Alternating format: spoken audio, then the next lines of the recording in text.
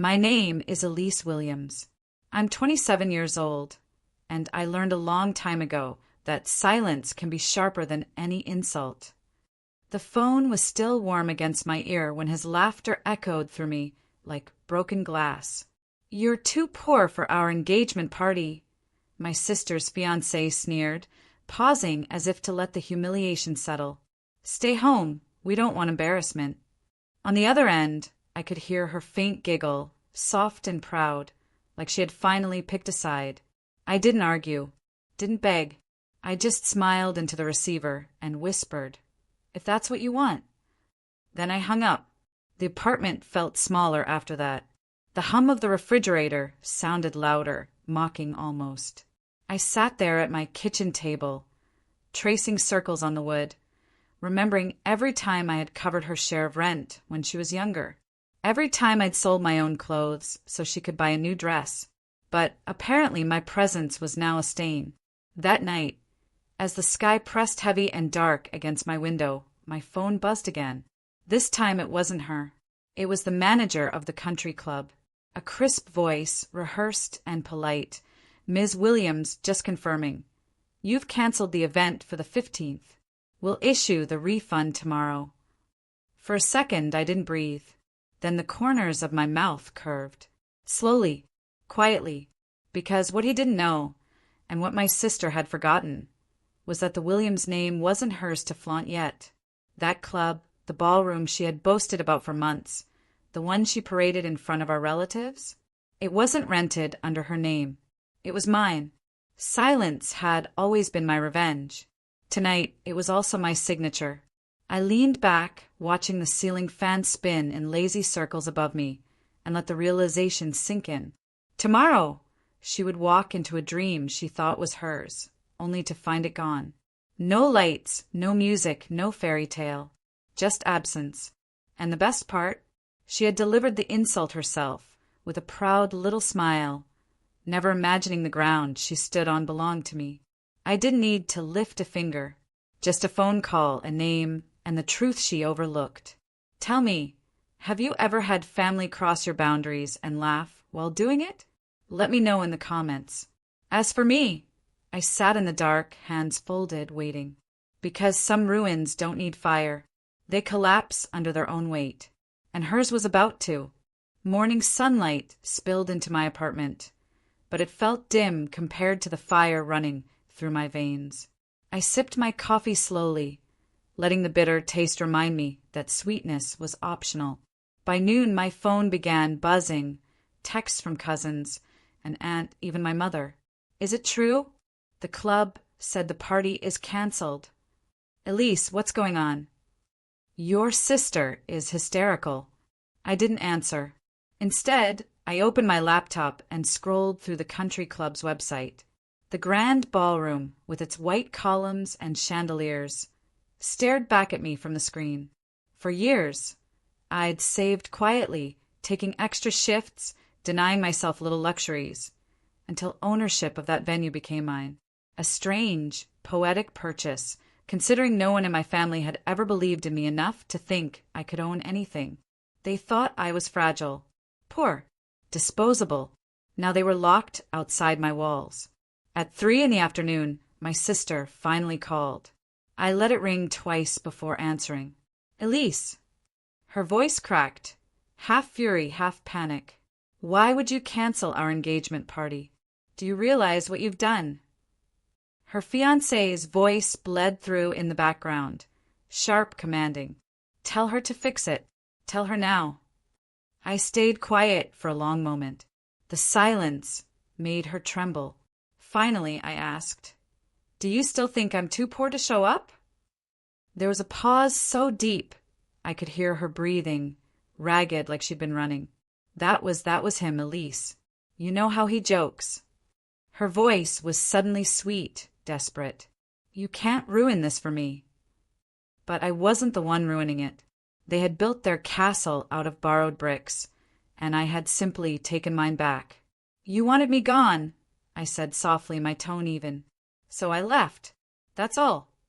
"Elise, please," she whispered, but I hung up. The room felt colder after the call. My fingers shook, but not from guilt. It was the adrenaline of years, finally released. I picked up the small silver key from my dresser, a key that unlocked the very ballroom she had dreamed about. For me, it wasn't just a property deed. It was proof. Proof that poverty wasn't permanent, that I wasn't the shadow she painted me as. I pressed the key into my palm until it hurt, until I remembered who I was. Her world was unraveling, and for once, I wasn't going to stitch it back together. Instead, I would watch the threads fall one by one until she realized what she had lost. By evening, the storm had spread. My mother's number flashed across my phone. I almost didn't answer, but curiosity outweighed restraint. Elise. Her voice carried that old mix of disappointment and control, the kind that had shaped my whole childhood. Why are you doing this to your sister? Do you want people to laugh at us? At our family? I almost laughed myself. The irony dripped. They had laughed at me first. I didn't do anything, I replied evenly. The venue is mine. I simply chose not to lend it out. She scoffed, sharp like shattering porcelain. You're punishing her over a silly mistake?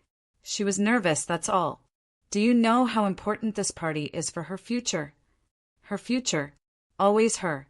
Always my sister. The room around me blurred.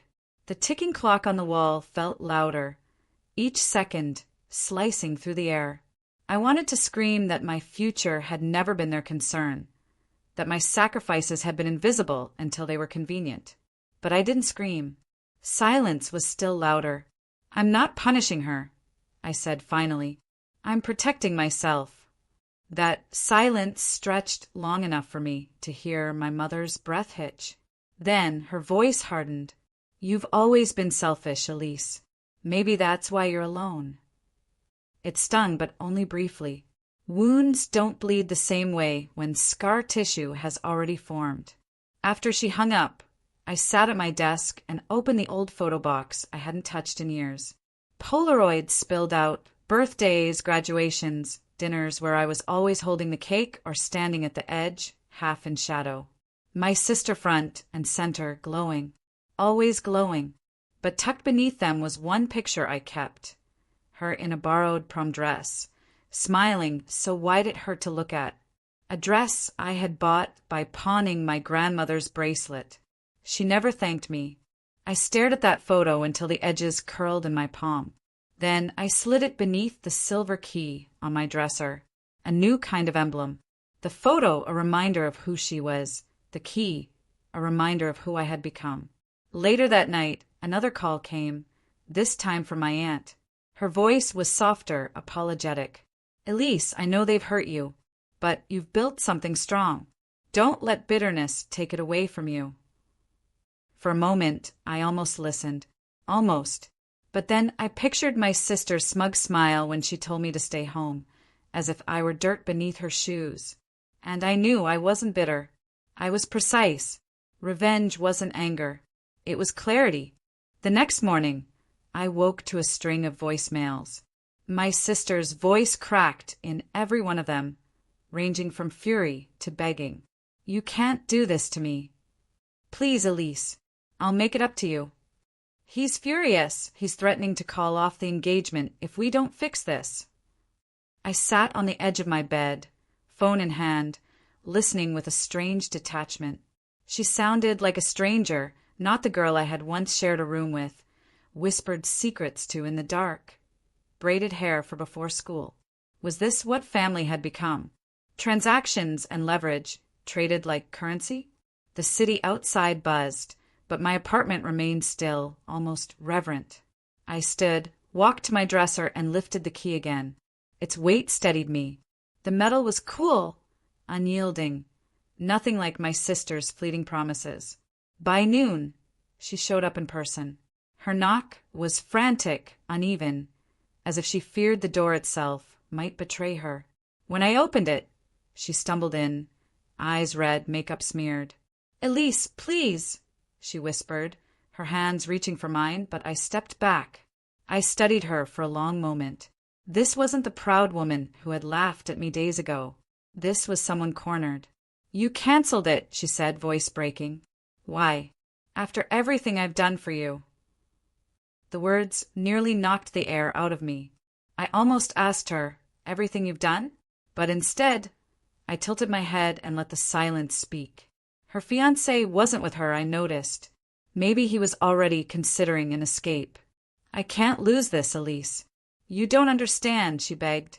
I finally spoke, my voice measured. Do you remember prom night? The bracelet I sold so you could wear that dress. Her eyes flickered. She did remember. You didn't thank me then, I continued. You laughed with your friends about how I always had to sacrifice, and now you want more. Her lip trembled. I was young. I was stupid. You're still stupid, I said softly. The silence that followed was unbearable for her, but peaceful for me. She crumpled onto my couch, sobbing, her hands covering her face. And for the first time, I didn't reach out. I didn't comfort. I simply stood, arms folded, watching the sister I once saved fall apart. The key in my pocket pressed against my leg, reminding me of something I had finally realized. For years, I had been the foundation beneath her. But a foundation doesn't beg to be seen. It simply waits. And when you remove it, the whole structure collapses. You said. 2 days later, the family group chat exploded. Screenshots of my sister's frantic posts circled around, her claiming the club had made a terrible mistake, that the event was still on, that everyone should ignore the rumors. But whispers were louder than her words. A cousin messaged me privately, she's lying, right? You own that place. She doesn't, does she? I didn't reply. I didn't need to. By evening, I stopped at the country club. The manager greeted me at the door with a crisp handshake, relief washing over his face. Ms. Williams, we fielded dozens of calls about that event. Should I make a formal statement that it's canceled? I hesitated, feeling the weight of the key in my pocket. No, I said finally. Let them find out when they show up. He nodded. Professional, discreet. The kind of ally money and silence buys. On my way out, I walked the ballroom one last time. The chandeliers sparkled above me, light scattering across the polished floors. I imagined the tables set, the music swelling, the photographs they had dreamed of taking. Then I pictured it all empty. No laughter, no celebration. Just silence echoing off marble walls. It was beautiful. When I got home, another voicemail waited. This one from her fiancé, Elise. His tone was different than before. No laughter, no arrogance. Just clipped words, cold and sharp. If you don't fix this, I'll make sure everyone knows what kind of sister you really are. People will see you for the bitter, jealous woman you are. You can't buy dignity, Elise. Remember that. I replayed it twice, then smiled. He thought dignity came from him, from appearances, from a rented spotlight. He didn't realize dignity had been living quietly inside me all along. That night, I pulled out the old photo box again. The Polaroids felt heavier now. I laid them across the table, a timeline of my silence. Birthdays where I was cropped out, holidays where I was the one cleaning in the background. Achievements no one clapped for. But at the very end of the stack was a new picture, a copy of the deed to the club. My name printed bold, undeniable.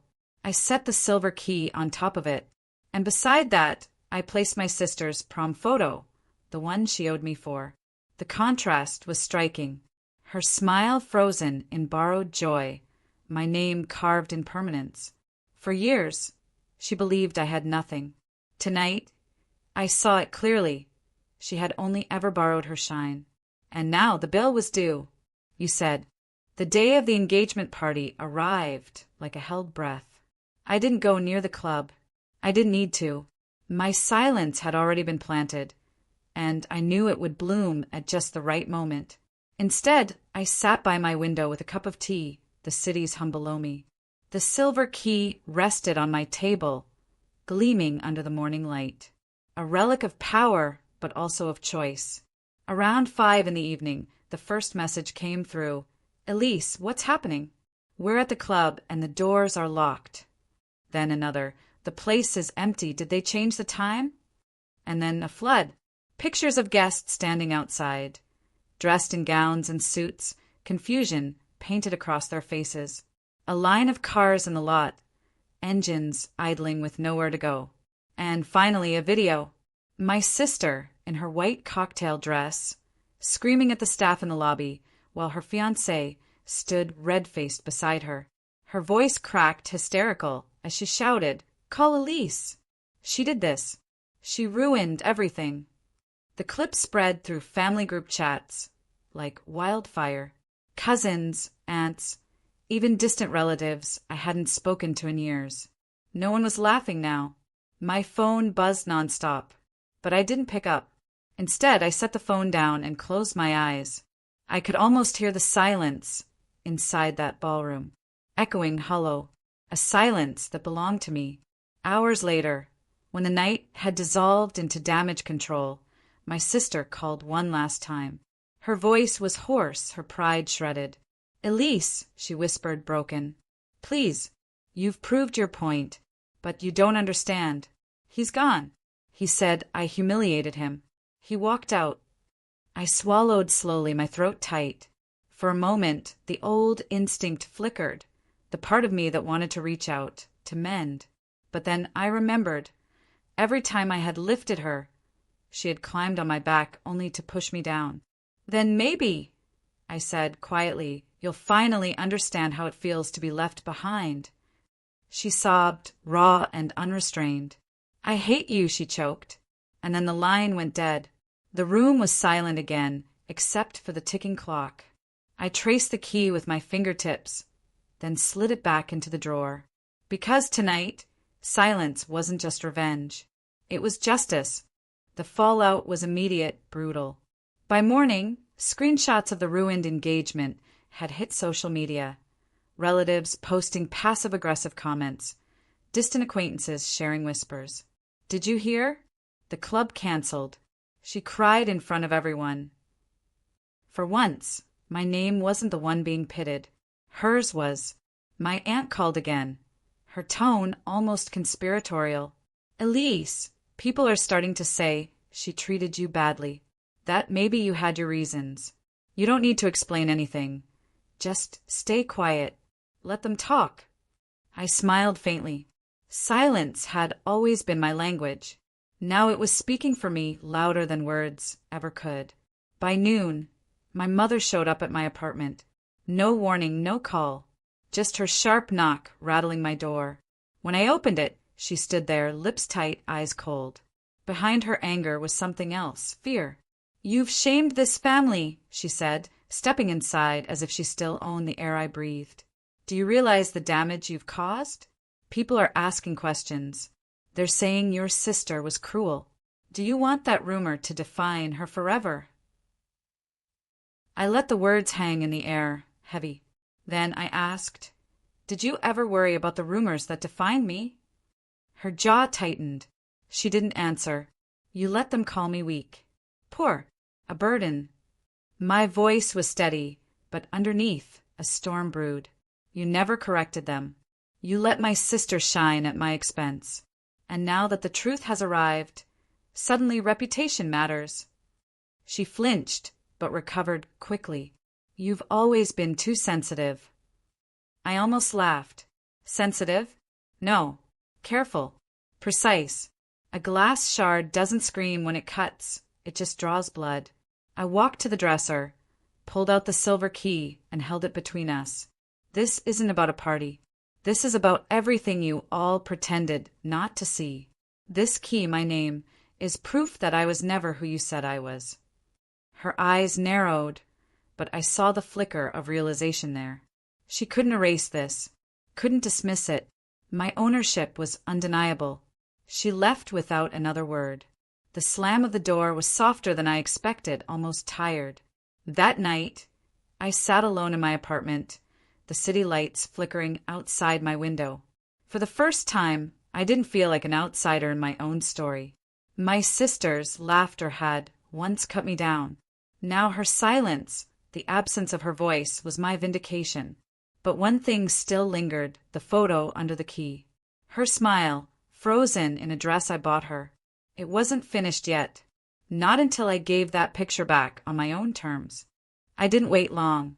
The next morning, I slipped the photo into an envelope. On the front, in clean black ink, I wrote her name. Inside, I placed two things, the prom picture and a single note. You wore this because I sold something precious. You smiled because I stayed silent. That silence is gone now. You will never borrow from me again. No signature. She would know. I mailed it to her address, then tucked the silver key back into its drawer. Not as a weapon anymore, just a reminder. Later that week, word spread that her fiancé had officially called off the engagement. My phone lit up with messages from relatives, all carrying the same undertone. Pity for her, quiet respect for me. No one said it outright, but the balance had shifted. The poor sister was now the one holding power, while the golden girl had been left standing in ashes. I didn't celebrate. There was nothing to celebrate. Revenge, real revenge, isn't a parade, it's a stillness, a truth settling into its place. One evening, I walked past the country club again. The chandeliers glowed through the tall windows, but the ballroom sat empty. No music, no laughter, just polished silence. I rested my hand against the glass, remembering every insult, every dismissal, every time I had been told I was less. And then I let it go, because this wasn't about them anymore. It was about me, about the proof that I had survived, endured, and built something solid without their applause. At home, I lit a single candle on my table. The flame bent and swayed in the draft, but it stayed burning. Quiet, steady. I whispered into the room, not for anyone else but myself. I was never fragile. I was fire in silence. The photo was gone. The key was tucked away. The story was finished. And for the first time in years, I slept without bitterness clawing at my chest. If this ever happened to you, if family ever tried to erase you, just say same in the comments.